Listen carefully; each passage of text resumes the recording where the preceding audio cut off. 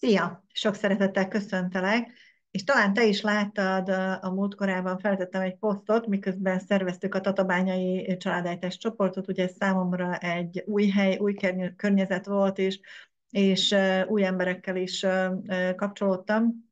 Számtalan kérdést kaptam, és ezekből néhányat úgy vélem, hogy akár többeteket is, vagy többeket is érinthet, úgyhogy akkor nagyon röviden szeretném kifejteni. És hát terveim szerint szeretnék itt is így legalább hetente egy posztot, illetve két hetente egy ilyen rövid videót feltenni, mert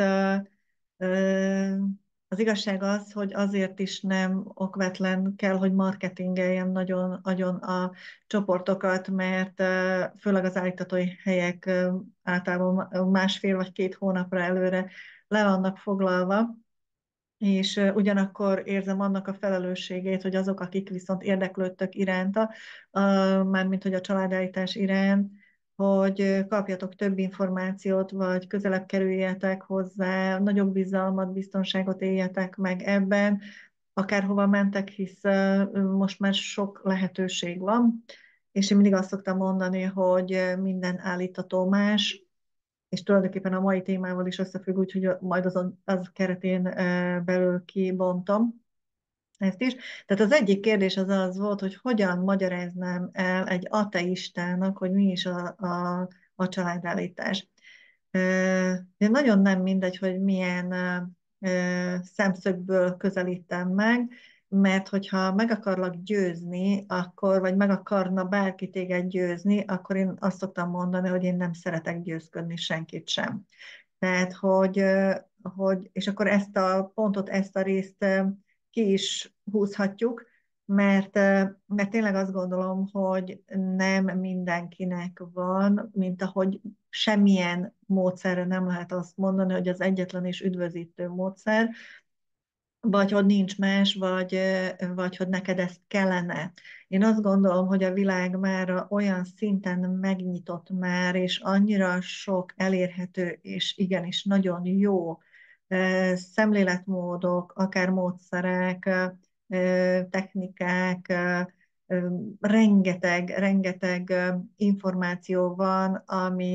amiből azt gondolom, hogy mindenki megtalálhatja a sajátját. Egyetlen egy biztos dolog van, ami az én hitem, és nem kell, hogy a te hited legyen, hogy a fejlődés az mindegyikünkben egy alapkódoltság, tehát hogy mindannyian szeretnénk többet tapasztalni, látni, kinyílni, megérteni, és hogy ez egy teljesen természetes folyamat, tehát ezt megállítani nem lehet, illetve meg lehet erőszakkal állítani, be lehet csukaszkodni, be lehet csukni a fülünket, és semmit nem engedni. Ennek ugye a következménye az, hogy magányos leszek, illetve nem fogok tudni használni készségeket, amik potenciálisan ott vannak bennem, tehát hogy lehet bármit. Én azt gondolom, hogy ebben a világban ma lehet bármit, kis túlzással. Szoktam így a szélsőséges példákat is mondani, hogy igen, lehet bántani is különböző formákban, még akkor is, hogyha ez egy fájdalmas, mert ha nem lehetne, akkor nem történne meg, tehát ha megtörténik, akkor lehetséges, tehát hogy igazából bármi lehetséges, a kérdés az az, hogy jó-e ez nekem. Még akkor is, ha én csinálom, vagy ha én vagyok az áldozata, nyilván nem jó, de ha amikor én csinálom, és olyat teszek, amivel úgy tűnik, hogy csak a másiknak ártok, magamnak is ártok, hisz egy csomó területre olyankor nem tudok figyelni, és tulajdonképpen sérül az önbecsülésem, a, az egyenrangúság, és ezek az én igényeim, tehát alapvető igényeim, tehát hogy nagyon nem mindegy, hogy életet támogató megoldásokat találok, vagy sem. Picit eltértem, de hogy igazából összefügg az egész, vagy minden mindennel. Szóval az első válaszom az az, hogy nem szeretnélek meggyőzni. Azt tudom, hogy a fejlődésed neked is, és bárki másnak is egy vonulat, tehát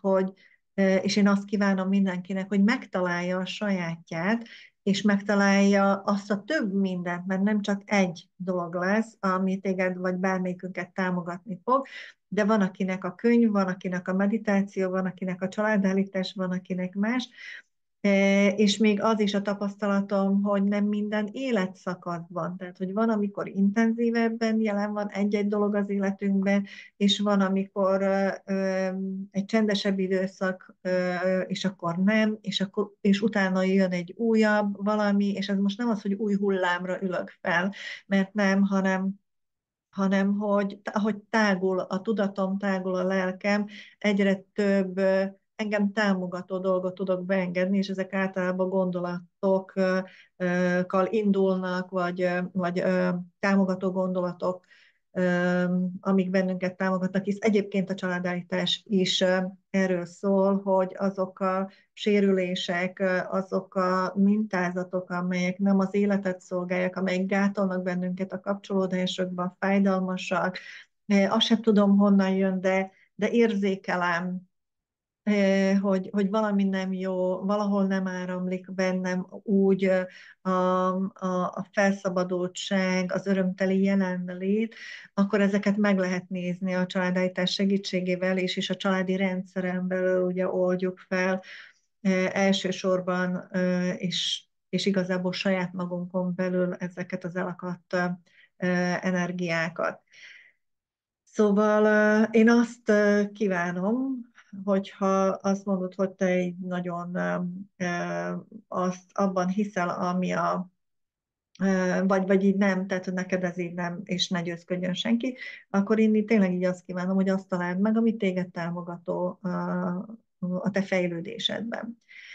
Tehát akkor ez lenne az egyik válaszom, a másik viszont az, hogy én ateista vagyok, de amúgy érdekel, tehát, hogy így kíváncsi vagyok rá. Ebben az esetben sokkal, vagy nem, mert az elsőben is tudok hozzád kapcsolódni, de hogy más lesz a válaszom, vagy inkább azt mondanám, hogy gyere el és nézd meg. Tehát, hogy igazából ez a válaszom, hogy nagyon nehéz ezt leírni, hogy ott mi történik, még akkor is, hogyha tudok támpontokat adni, vagy van egy leírás itt az oldalamon is akár, vagy tudok most is mondani néhány dolgot, de maga a tapasztalat, az azt gondolom, hogy sokkal erőteljesebb mindig mindenben. Tehát, hogy finom ez a puding, ugye szokták mondani, hogy a puding próbálja az evés, tehát, hogy ha valami új dolgot szeretnék, nem tudok másképp, mint hogy utána járok, olvasok róla, meghallgatok anyagokat, és végül elmegyek és megnézem, hogy mi történik ott. És aztán kérdezek. Tehát, hogy ez is egy nagyon fontos dolog, hogy merjek kérdezni, mert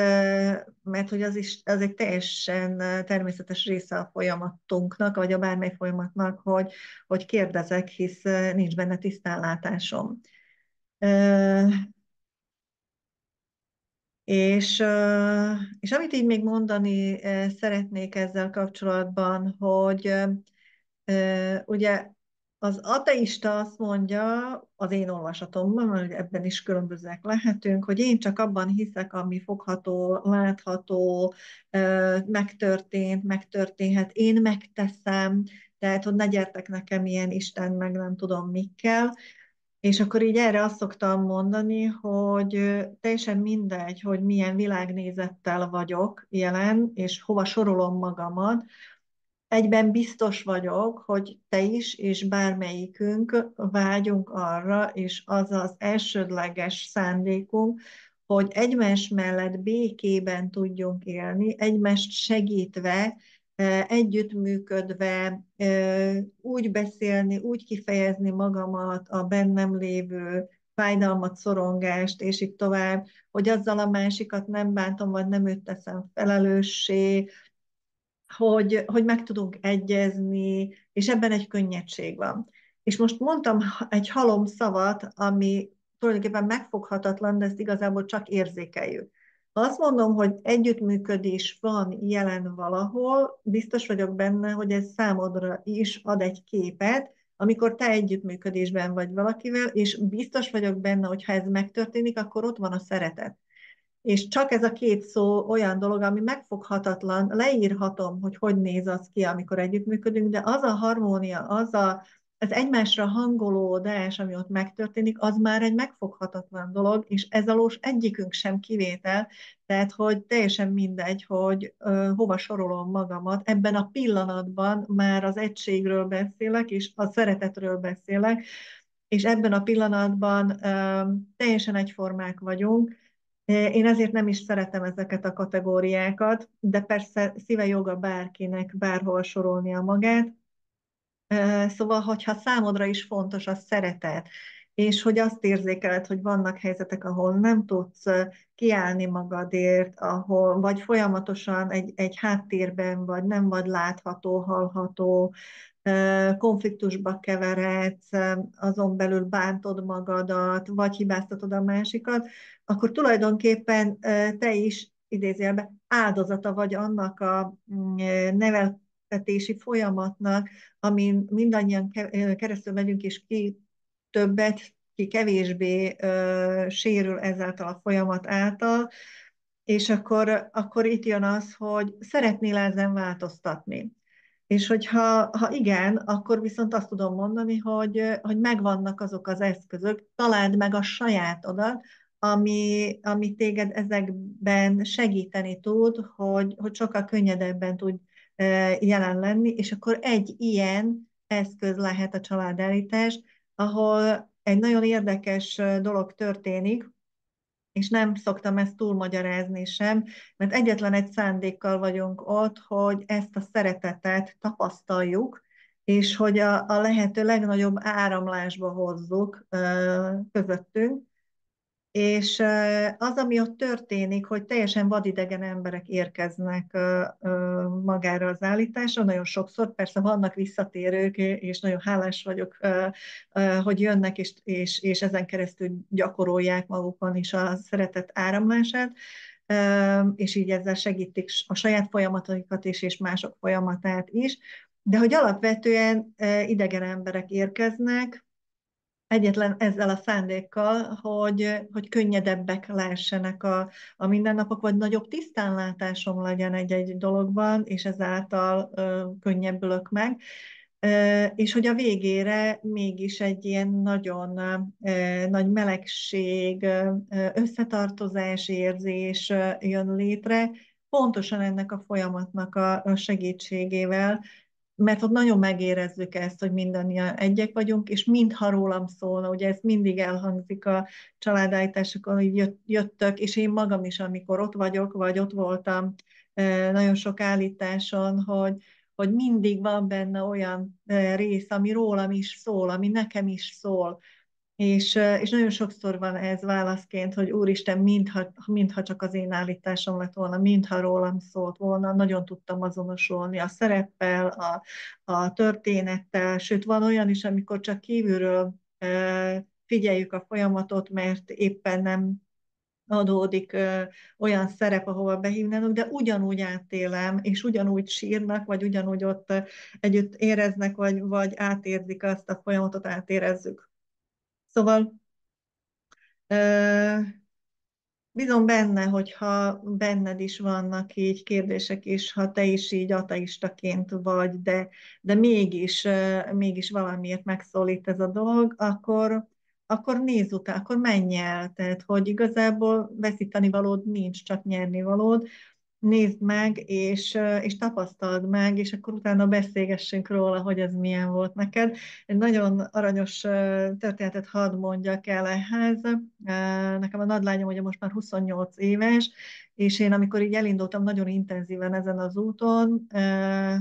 14-15 évvel ezelőtt, akkor ők így pubertában voltak, most a fiammal együtt a nagyokról beszélek, és 12-13 évesek voltak durván, és hát nagyon nem tetszett nekik ez a erőszakmentes kommunikáció, aztán ugye később bejött a családállítás, és akkor így a lányom kérdezte, hogy hát ez mi ez, és akkor így biztos, és ő aztán nem hisz, na, és akkor mondanám azt, hogy ő az ateista című fejezet, és hát nagyon sokáig nem is volt téma, tehát én ezt nem is akartam erőltetni, ő ha felhozta, akkor választottam, és akkor így megmosolyogtam, meg így felvonta a vállát, meg stb. Ez már így később, 17-18 évesen, ugye amikor már a családállítást végeztem, akkor ő, hát igen, akkor ment egyetemre, és, és ő orvosira ment. Egyébként pszichológiát akart eredetileg tanulni, de nem vették fel, majd elment az orvosira azzal, hogy pszichiátriát szeretne tanulni. A végül lebeszélték őt róla, bár most már ugye végzett, és mondta, hogy lebeszélték, mert egy ilyen nagyon vékonyka, és hogy az összes intézményt végig kell csinálni, nagyon nehéz folyamat, 6 év, és nagyon sok a szolgálat, és nagyon durva körülmények között, és akkor így azt mondta, hogy azt nem. Elvégezte, és most gyerekrehabilitációs attesztációra készül, viszont mellette azt mondta, hogy pszichoterápiát szeretne tanulni, és szeretne csoportokat vinni, ez nagyon érdekes. De a lényeg, amit ebből ki akarok kerekíteni, az az, hogy ötödikben volt pszichiátriai tantárgyuk, és bizony ott volt Hellingerről szó, és volt a családállítás, és nagyon sok mindenről volt szó, és akkor elkezdett a lányom nagyon intenzíven kérdezni, tehát neki szüksége volt egy másik szempontra, egy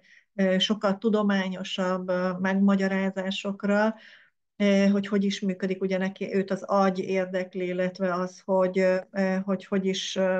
hogy húzalozódik be, hogy milyen szerepet játszanak az érzelmek, de sokkal inkább a tudomány szempontjából viszont akarva akaratlanul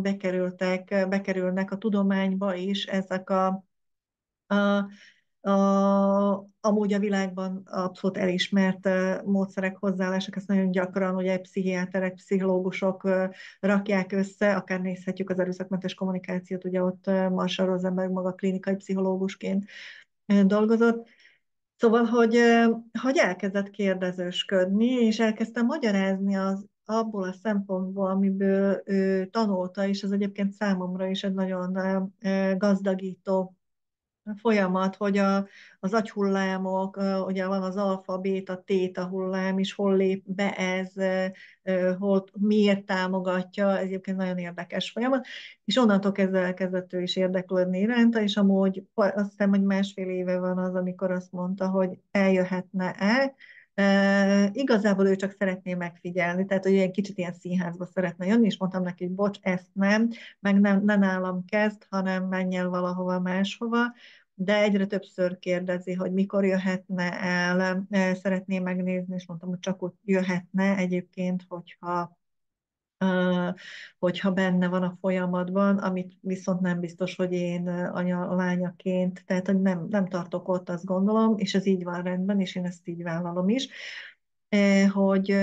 hogy őt a folyamatban vinni, egy ilyen folyamatban, de hogy,